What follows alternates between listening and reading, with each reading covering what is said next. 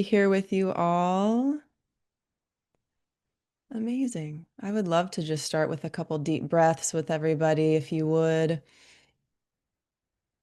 Just filling up with oxygen, resting back in your chair, feeling the comfort of your space. Drop your jaw, check in with your body. See if you can loosen anything or sit taller to bring more energy into your morning.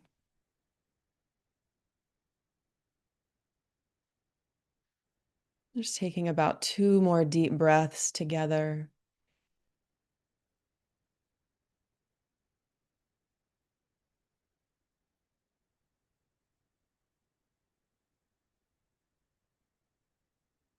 And to me, that helps me calm my nervous system and drop in, but it also prepares you to receive.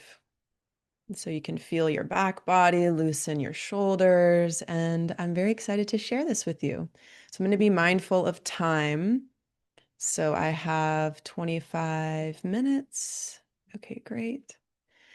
Okay, so let's dive in. So the mystic's path. There's so many things I could speak on about this, but I really did my best to ground in something that I want to share with you. And that's a little bit about my personal experience. So I'm somebody in recovery from addiction, from codependency, a toxic relationship. And I really learned that I needed to self-source my connection to the God of my own understanding. I was raised Southern Baptist, and it really didn't speak to me. I didn't find my connection there. And so it wasn't until I found yoga, which means union, the word yoga means union. It wasn't until I found yoga and started studying Eastern philosophy that I really started to step onto my mystic's path. And the mystic's path, from my understanding, is the quest of embodied knowledge. So it is the quest that we go on if we choose to source our own understanding. A mystic doesn't just take what they're given and follow the crowd. My dad put this in me. Don't follow the crowd. Go your own way. Find yourself. And that process involves dying to previous conditioning, letting go, metaphorically dying to who we were told we should be or what we should believe, or we're going to hell, or we're bad, or we're do this, do that, don't do this. And so a part of the mystic's path involves that alchemical release. And here we are in winter. I feel that most of us are in this side of the world in winter. And so we see with nature, and that's shamanism, is attuning to nature, which is the same as our nature. We see that that's happening, right? It feels like, and I know this makes me a little sad, but it feels like there are plants dying right now in this weather, maybe animals, right? And so Mother Earth is ruthless in her cycles of death and rebirth. And so maybe we'll share a breath, just honoring what's happening outside and how that's a reflection potentially of what we're experiencing. So maybe we'll just take a moment to feel that.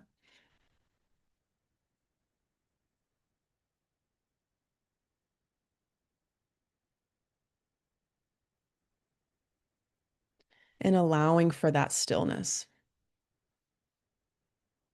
So the mystic's quest to go on that journey of self-discovery. Well, what do I actually believe?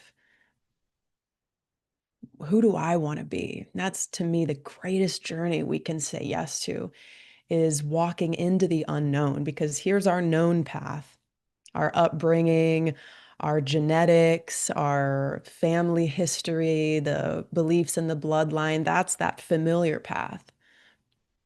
And if you choose to walk the mystic's path, as I call it, or the path of the questioner of what is, let me know if you question things. I don't know if you can do a heart or a hand. Like, have you always been somebody that questions things?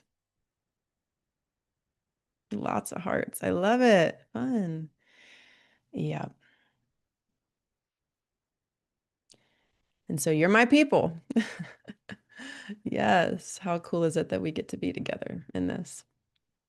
And so the focus of this share is really about what you're looking for never left. And I was out there looking in drugs, I was looking in love, I was looking and looking and looking and looking, and sometimes I still look in career success and money, right? And that's like the programming. You'll find what you want most by going out there, outside of self. My deepest journey has been journeying in. And Rumi is a Sufi mystic. Who loves Rumi in here? Sufi mystic.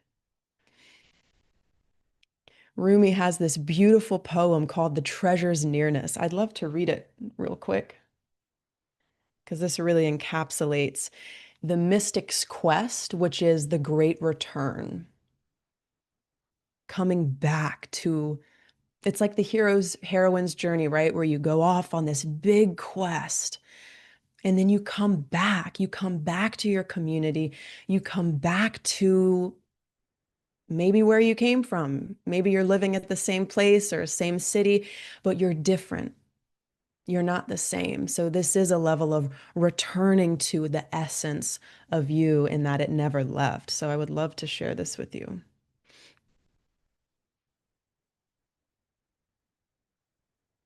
And it uses the word man, but we can change that. But I'm just going to read it how it is, and you can change that word.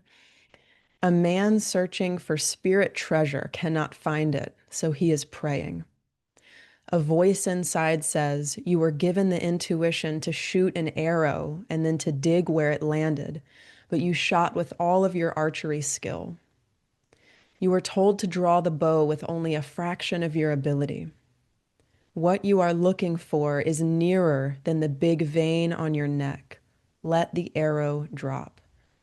Do not exhaust yourself like the philosophers who strain to shoot the high arcs of their thought arrows. The more skill you use, the farther you will be from what your deepest love wants.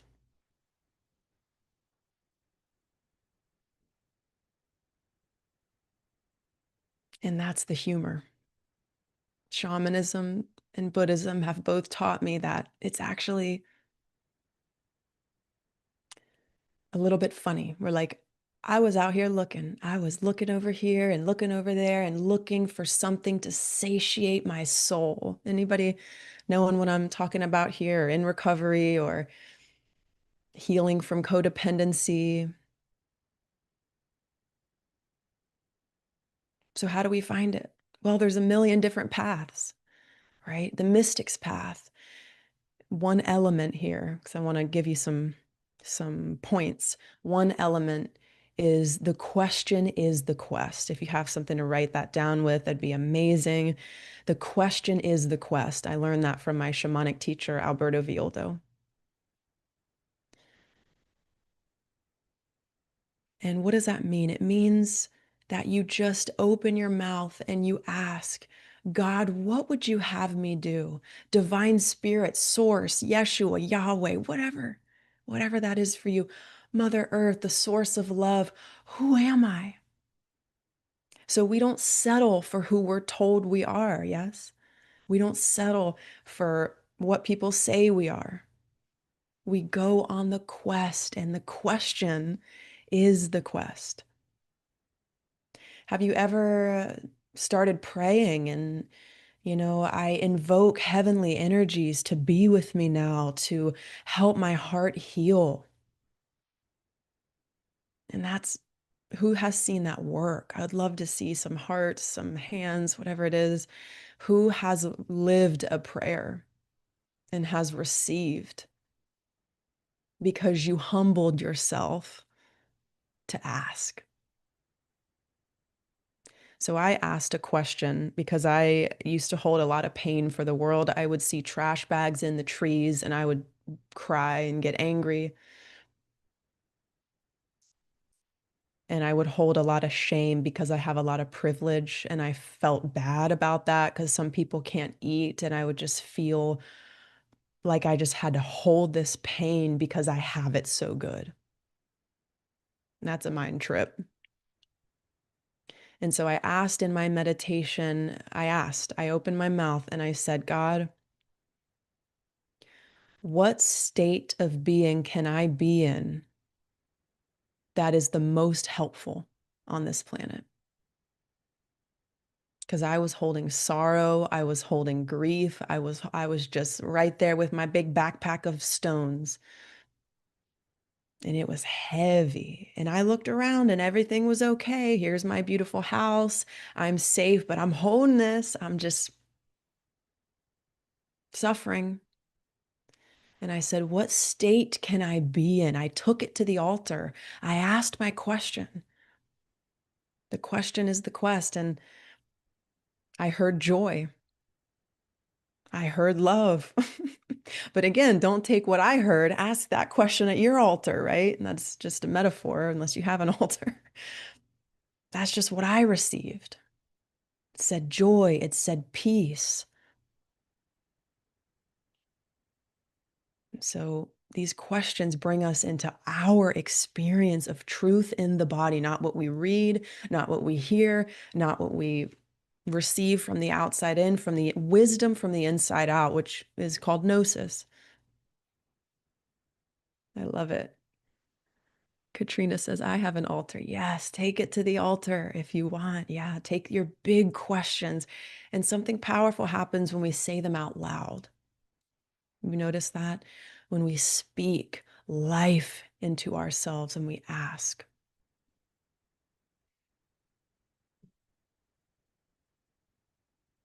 Amazing. Okay.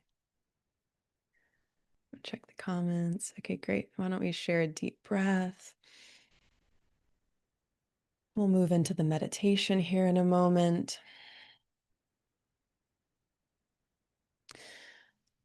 And I want to go one step further, though, into remembering God through direct experience. So we have the question is the quest. We have that mystic's path of shedding our upbringing, what we didn't want, and becoming our own human with our own belief systems, daring greatly to be true to ourselves, which involves asking ourselves big questions, right? Which can be uncomfortable. But there's another layer here that I want to speak to before we go into a meditation, and that's emptiness. In yoga, I believe it's called pratyahara. Somebody chime in here if you're a yogi, which is sense withdrawal. And essentially, it's you can't know your soul if you don't hang out with it. And there's so many distractions in this world. So it takes a lot of effort to sit in silence. And it's really fun when you do it with other people. Me and my partner just did it together. We sat in silence and I put a timer on my phone and we sat there and it was a little challenging. And you start to peel back the layers. The longer you stay, the more you have revealed, the more layers of truth and closeness with your soul. So when it comes to that treasure's nearness, it's already there. It never left. But are you with it? Am I with it? Does that make sense? You can't hear it. It's like having a conversation with your best friend and there's static on the phone and you can't hear it. So coming into stillness and silence clears the static so that you can really be in touch with your wholeness, with the God of your own understanding. So we'll go into a practice with that right now, just a couple minutes here. If you're comfortable, you can close your eyes.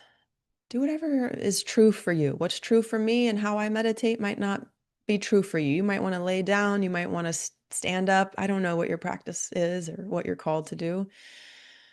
Just put yourself in a comfortable shape. And if you could lean back in your chair, just kind of soften your body backwards so that your energy is not going forward, moving towards something, but you're letting something go towards you. You're letting life in.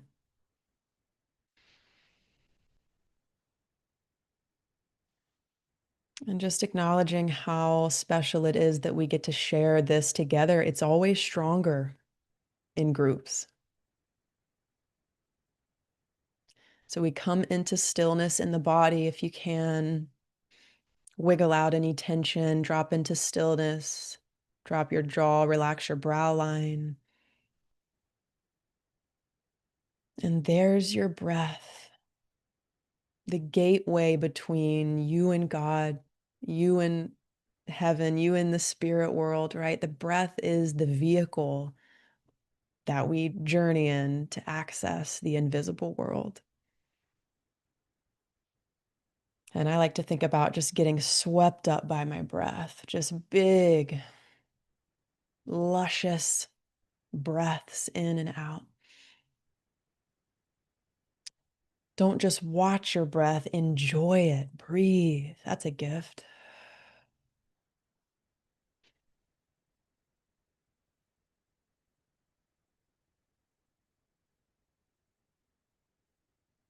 And maybe you have a question. Maybe it's, show me the right path for me, or how do I heal my heart, or how do I trust my partner, or which is probably maybe how you trust yourself, right? um, yeah, if you have a question, or maybe it's, I want to feel the God within me now. I want to feel satiated and full. State your desire, if you would, just in your heart, maybe out loud to yourself.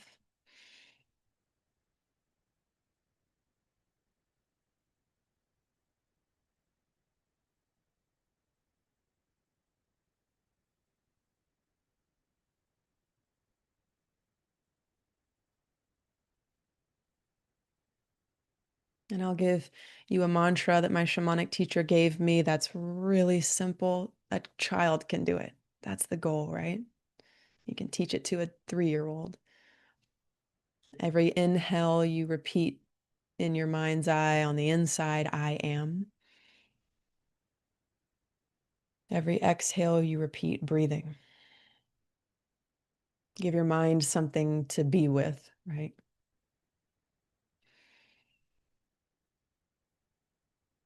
I am on the inhale, breathing on the exhale, and you're really just getting close with your soul, which is one with God, if you believe that.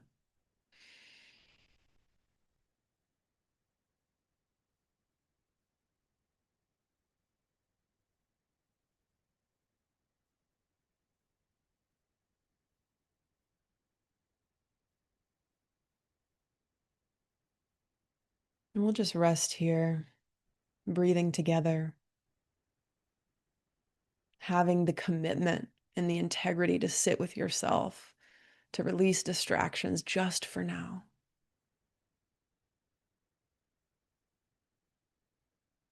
To make your soul your most important thing, the most important person to you is that connection.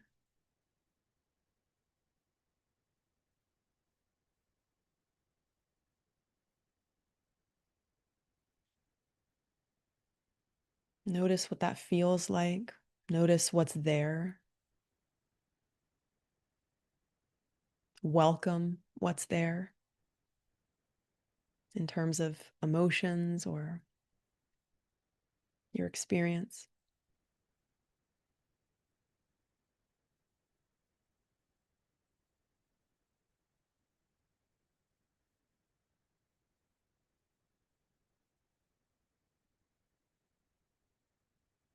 Just 2 more breaths.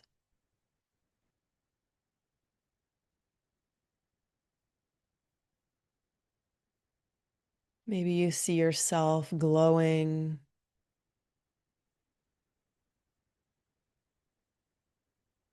illuminated in your remembrance, like Christ has that glow over his head, right? Like the Buddha has the glow. Imagine yourself glowing because you've remembered.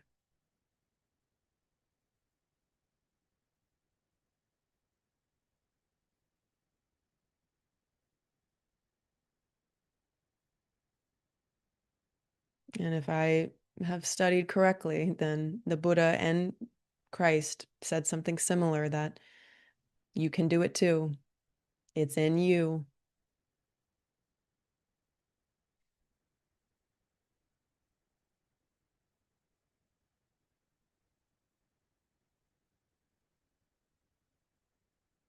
And as you slowly make your way back to the surface of your being, feel that connection strengthened. And if there's a word you want to type into the chat about how you feel right now, what's there, if you want to connect, I'd love to hear some words as you gently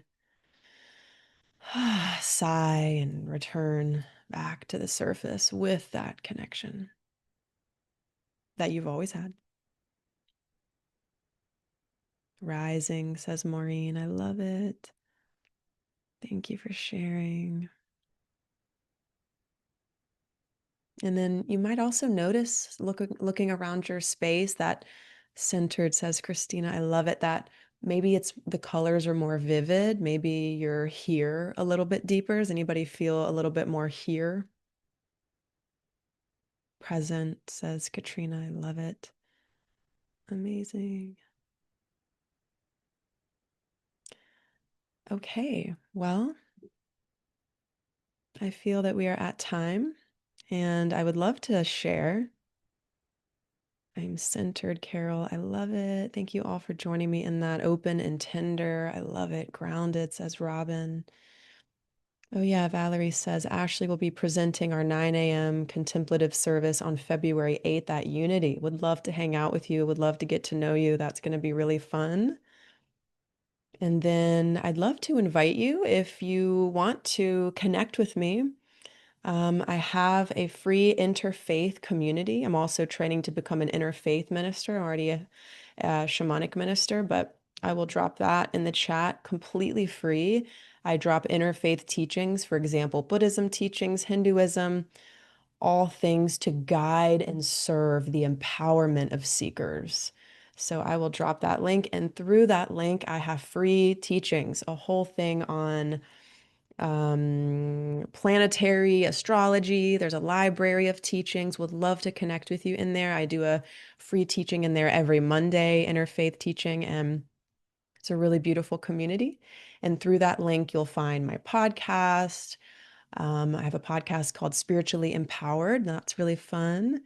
YouTube, I have a ton of links, but that's a really good spot to connect with me. You can send me a message through there, and I can send you any of the links that you might want. And yeah, I would love to get to know you if we're new. And to the familiar faces, thank you for joining. Thank you so much for having me. Maybe we'll share a deep breath just to close this portion of our service.